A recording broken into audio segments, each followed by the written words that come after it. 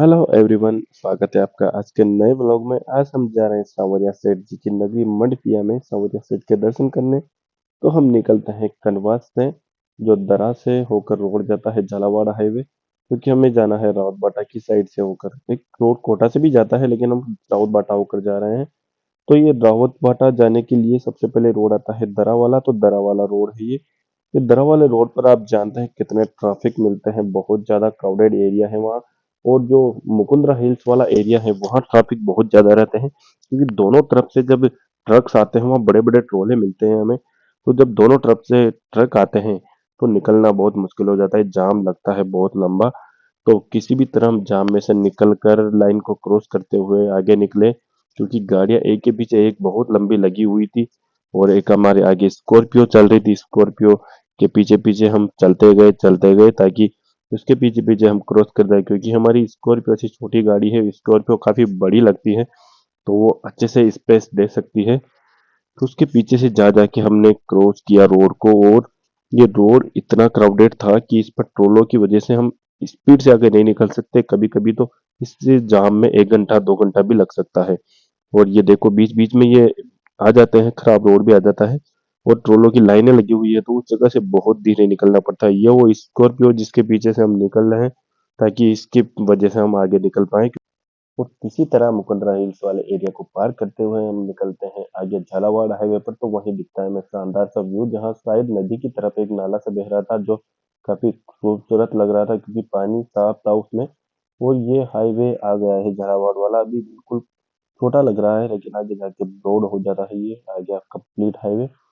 हम इस पर बहुत दूर तक चलते हैं, लेकिन हमें क्या पता था कि हम गलत जा रहे हैं। तो हम लगभग 11 किलोमीटर गलत चले जाते हैं। फिर जब मैप पर देखते हैं तो फिर से यू टर्न लेके आना पड़ता है हमें, क्योंकि हमें जाना था राउत बाटा। और राउत बाटा वाले सिंगल रोड से हम जाने वाले थे, क्योंकि उस पर कोई टोल नहीं आता है बीच में, क्योंकि हमारी गाड़ी पर फास्टैग नहीं लगा हुआ है। तो टोल डबल लगने वाला है, इसलिए हम सिंगल रोड लेने के लिए मैप पर देख रहे थे। लेकिन ये नज़ारा देखते हुए हम मैप चूक जाते हैं, तो 11 से 12 किलोमीटर गलत चले गए थे। फिर यू टर्न लेके हमें आना पड़ा, इसलिए भी थोड़ा हमें टाइम लग जाता है। तो हम पहले तो ये रास्ता देखते रहे, अच्छा अच्छा रोड आ रहा था, अच्छी लाइटिंग्स हो रही थी, तो हमें लग रहा था अरे क्या मस्त रोड है, चलते रहते हैं। तो हमने मैप पर ध्यान नहीं दिया। फिर आगे जाकर बहुत दूर जाकर हम मैप देखते हैं, तो फिर पता लगता है। फिर हम कैसे भी करके वापस यू टर्न लेके सही रोड पर आते हैं। फिर सिंगल रोड से होते हुए हम जाते हैं, तो ये आ जाता है बीच में एक शहर, जो आपको ऐसा लग रहा है जैसे मेला लग रहा है, क्योंकि ऊपर पहाड़ से नीचे उतरते हैं, ऊपर घाटी से नीचे उतरते हुए ये शहर आता है। ये ऊपर से देखने पर ऐसा लगता है जैसे इतनी सारी लाइटिंग एक जगह किसी मेले में ही हो सकती है, एक मेले की तरह नजारा दिख रहा था। लेकिन ये एक्चुअली में मेला नहीं है, एक सिटी है जो है रावत बाटा। अब रावत बाटा पर आप जानते हैं, जैसे हम सिंगल रोड से घाटी से कितनी घुमावदार रोड है, इतना ज्यादा बिल्कुल सांप की तरह रोड है, इतना ज्यादा घुमावदार। फिर वहां से कैसे भी करके नीचे उतरते हैं, इतनी सारी लाइटिंग दिख रही थी, तो नज़ारा काफी खूबसूरत लग रहा था रात में। और नज़ारा इतना अच्छा था कि जो वीडियो में अच्छा नहीं दिख पा रहा है, वो बहुत ही ज्यादा अच्छा था, इसलिए कैप्चर किया हमने। और लाइटिंग बहुत ज्यादा होने की वजह से ये एक मेले की तरह लग रहा था। फिर हम धीरे धीरे करके रोड से नीचे उतरे, क्योंकि इस पर ट्रैफिक भी आ रहे थे, लोग भी पैदल चल रहे थे और गाय भी बैठी थी। इसके अलावा रोड बिल्कुल सिंगल था और घुमावदार बहुत ज्यादा था, तो कैसे भी करके हमने सिटी को क्रॉस किया। फिर हम आ जाते हैं एक नए हाईवे पर, जो है भीलवाड़ा वाला हाईवे। तो इस भीलवाड़ा हाईवे पर थोड़ी देर चलने के बाद आता है एक टोल गेट। टोल गेट पर जैसा कि आपको पता है कि हमारे फास्टैग नहीं था, तो हमने पहले फास्टैग बनवाया ताकि डबल टोल नहीं देना पड़े और आगे वाले टोल्स पर भी हमारे काम आ जाए, इसलिए फास्टैग बनवाया। फिर हमने क्रॉस किया इस टोल को, ये हमारी गाड़ी खड़ी हुई है यहाँ। और ये काफी चौड़ा लग रहा था टोल गेट, खूब सारे गेट है यहाँ, 4 आने के और 4 जाने के, यानी 8 गेट है। तो हमारी गाड़ियाँ खड़ी हुई है देखो। अब फिर हमने क्रॉस किया टोल गेट, फिर वहां से हम रात में ही चलते रहे, बहुत ज्यादा रात हो चुकी थी, लगभग 11 से 12 बज गए थे हमें वहाँ पहुंचते पहुंचते। और हम हाईवे से चल रहे थे, तो हमें कोई डर नहीं था, और गाड़ी में वैसे भी थोड़ा सेफ फील होता है, बाइक से चलने में बहुत ज्यादा परेशानी आती है रात में। तो हम ये लाइटें देखते हुए अच्छे से जा रहे थे, क्योंकि रात में हाईवे का सीन काफी शानदार लगता है। आप भी अगर रात में राइड करते हैं, रात में अगर चिल करने घूमते हैं बाहर, तो आपको पता है कितना अच्छा लगता है रात में घूमना। तो हाईवे पर हम ज्यादा स्पीड से नहीं गए, हम धीरे-धीरे आराम से जा रहे थे क्योंकि हमें पता था कि जाना तो सांवरिया सेठ को ही है और वहाँ रात में जाए, दिन में जाए कोई दिक्कत नहीं है, कभी भी जा सकते हैं। इसलिए हम आराम-आराम से होते हुए चले गए। फिर हमने वहाँ रूम लिया, 200 से 300 रुपए में आराम से मिल जाता है वहाँ रूम। फिर सुबह जल्दी उठकर हम आ गए दर्शन करने के लिए। तो ये वहाँ का पार्किंग एरिया है जहाँ थोड़ी-सी दुकानें लगी हुई हैं। सारी गाड़ियाँ यहीं पार्क होती हैं और इस पार्किंग एरिया से होकर ही मंदिर के लिए गेट जाता है। तो ये गेट एंट्री गेट है मंदिर के लिए जो काफी बड़ा है देखने में और बहुत ज्यादा अच्छा बना हुआ है। फिर एंट्री करने के बाद ये खूब बड़ा गलियारा आता है, बहुत ज्यादा चौड़ा है, बहुत सारे पिलर्स बने हुए हैं इसमें।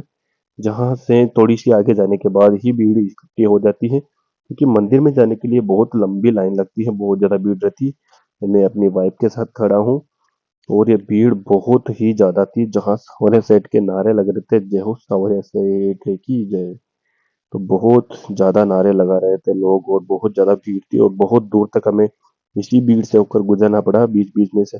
हमने मंदिर को देखा, यहाँ से मंदिर काफी बड़ा लग रहा था और ये जालियां लगी हुई है, ज्यादा बड़ी जालियां नहीं है और इस जाली में से आराम से क्रॉस भी कर सकते हैं अगर कोई कूदना चाहे तो, लेकिन कूद कर जाएगा कहाँ। इधर तो सिर्फ गार्डन है, मंदिर तो बहुत दूर है और ये बहुत बड़े एरिया में बना हुआ है मंदिर, इसीलिए गलियारे बहुत दूर दूर से आ रहे हैं और ये मंदिर बहुत ज्यादा बड़ा है। फिर हमने थोड़ा सा व्यू कैप्चर किया मंदिर का और फिर से गलियारे में चलते रहे। बहुत देर तक हमें चलना पड़ा और बहुत ज्यादा भीड़ का सामना करना पड़ा। भीड़ बहुत ज्यादा थी क्योंकि आप सब जानते हैं अभी सावन का महीना चल रहा है तो उसमें घूमने वाले बहुत ज्यादा आते हैं और सवारे सेठ के मंदिर में आते हैं। फिर मंदिर पे दर्शन किए और वहाँ कैमरा अलाउ नहीं था इसलिए हमने सवारे सेठ को कैप्चर नहीं कर पाए। फिर हमने मंदिर को थोड़ा सा कैप्चर किया जिसमें गोल्डन पॉलिश हो रखी थी। फिर वहां से बाहर निकलने के बाद हम देखते हैं कि छोटा सा गार्डन बना हुआ है एग्जिट गेट पर ही, जहाँ मेन मंदिर से निकलते हैं वहीं। अभी तक मंदिर से बाहर नहीं निकले, सिर्फ उस सवरे सेठ का जो गर्भगृह है जहाँ मंदिर है से बाहर निकलते ही, फिर वहां तक थोड़ा सा निकलते ही शिव जी का मंदिर है जो कि अंडरग्राउंड में बना हुआ है। अंडरग्राउंड में उतरने के बाद ऐसा लगता है जैसे हवा चलना बंद हो गई है और बिल्कुल गर्म माहौल रहता है वहाँ। फिर वहां से वापस ऊपर जाते हैं तो वहीं जाने के बाद एक भैरवनाथ का मंदिर है जहाँ सभी लोग परिक्रमा कर रहे थे, तब मैं भी परिक्रमा करने लग गया लेडीज के साथ साथ। मैंने भी परिक्रमा की, अच्छे से दर्शन किए भगवान के। इसीलिए भगवान को सिर्फ ढोक दे लिया और घंटी वंटी बजाई और आराम से उसके परिक्रमा करके फिर हमने वहां से बाहर निकलने की सोची। तो बाहर निकलने के लिए भी गलियारा बहुत ही ज्यादा बड़ा है, लेकिन यहाँ इतनी भीड़ नहीं होती है क्योंकि गलियारा बड़ा तो है लेकिन भीड़ आने वालों की उस गलियारे में रहती है, इस गलियारे में नहीं रहती है। और इसमें बहुत बड़ी-बड़ी फ्रेम्स लगी हुई हैं, बहुत ही ज़्यादा बड़ी है, जिनमें बहुत शानदार-शानदार कृष्णा जी की, मीरा जी की पेंटिंग बनी हुई है। तो मेरी वाइफ सारी पेंटिंग्स को टच करते हुए वीडियो बना रही थी, सबको टच करती हुई निकलती है और पेंटिंग्स काफी खूबसूरत है, हैंडमेड पेंटिंग है।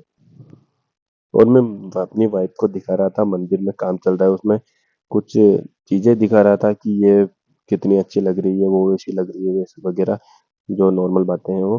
फिर वहीं से हम देखते हैं पूरा गार्डन, जो गार्डन बहुत ही बड़े एरिया में है। सांवरिया सेठ का मंदिर आप जानते हैं, अगर आप कभी गए हो तो पता है ना आपको कितने बड़े एरिया में बना हुआ है। तो कितना बड़ा मंदिर है, उसके बीच में पूरा का पूरा गार्डन है। एक तरफ जाने का गलियारा, एक तरफ बाहर आने का गलियारा, उसके बीच में मंदिर है और मंदिर के सामने पूरा का पूरा बहुत ही बड़ा गार्डन बना हुआ है। तो ये मंदिर है, मंदिर के सामने साइड वाला एरिया है, इसमें गार्डन बना हुआ है जो सबका मजा लेते हुए निकलते हैं यहाँ से। काफी ठंडी ठंडी हवा भी आती है, नई नई प्रजाति के पौधे भी लगे हुए हैं, काफी हरियाली रहती है अभी। और यहाँ गलियारा आप देख सकते हैं कितना चौड़ा है, इसलिए भीड़ नजर नहीं आती क्योंकि बहुत सारे लोग तो मंदिर के वहीं रुक जाते हैं, बहुत सारे बैठ जाते हैं, थक जाते हैं इस वजह से, और कुछ ही लोग बाहर आ पाते हैं। और चौड़ाई ज्यादा होने की वजह से भीड़ का एहसास नहीं होता है और पिलर्स बहुत ज्यादा हैं जो नई डिजाइन से बने हुए हैं, बहुत ही सुंदर डिजाइन से बने हुए हैं। और फिर हम निकलते हैं सावरिया साइड से चित्तौड़ की तरफ। चित्तौड़ के फोर्ट की हम वीडियो अगली वीडियो में कवर करने वाले हैं। तो अगर आपने अभी तक चैनल को सब्सक्राइब नहीं किया है तो चैनल को सब्सक्राइब कर ले ताकि आने वाले ब्लॉग्स आपको टाइम से मिल सके और नई नई वीडियो हम लेके आएंगे आपके लिए। तो चित्तौड़ की वीडियो को जरूर देखें, चित्तौड़ बहुत शानदार किला है वहाँ का। और ये पहाड़ आना शुरू हो गए तो इसको अगले वीडियो में कवर करने वाले हैं। तो आशा करते हैं वीडियो आपको काफी शानदार लगी होगी और आप अगला व्लॉग कहाँ बनाया जाए उसके बारे में भी कमेंट जरूर करें। धन्यवाद दोस्तों, आपका साथ हमेशा बना रहा है। Thank you.